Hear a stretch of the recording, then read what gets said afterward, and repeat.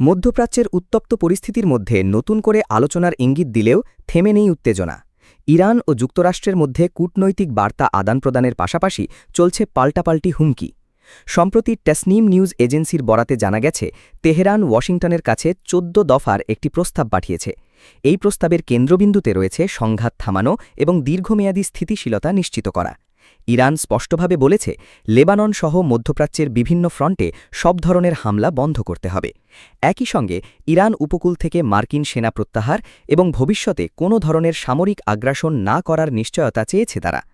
গুরুত্বপূর্ণ শর্ত হিসেবে তেহরান দাবি করেছে স্ট্রেট অব হরমুজে নৌ অবরোধ এবং নিষেধাজ্ঞা তুলে নেওয়ার পাশাপাশি জব্দ করা ইরানের অর্থ ফেরত দেওয়া এবং চলমান সংঘাতে হওয়া ক্ষতির ক্ষতিপূরণও এই প্রস্তাবের অন্তর্ভুক্ত।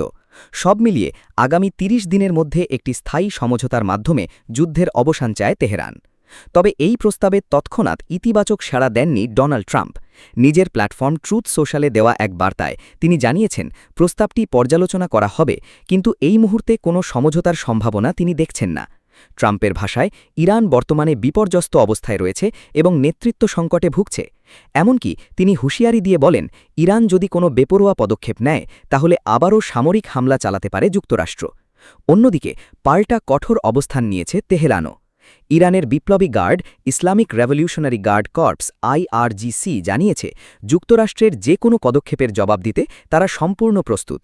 একই সুরে ইরানের পররাষ্ট্র মন্ত্রণালয়ের মুখপাত্র ইসমাইল বাগাই হুরমুজ প্রণালীতে মার্কিন তৎপরতাকে জলদস্যুদের আচরণ বলে আখ্যা দিয়ে তীব্র নিন্দা জানিয়েছেন। সব মিলিয়ে একদিকে শান্তির প্রস্তাব, অন্যদিকে যুদ্ধের হুমকি। ফলে প্রশ্ন থেকেই যাচ্ছে, আলোচনার টেবিলে কি সত্যিই সমাধান আসবে, নাকি মধ্যপ্রাচ্যের আকাশে আরও ঘনাবে সংঘাতের কালো মেঘ?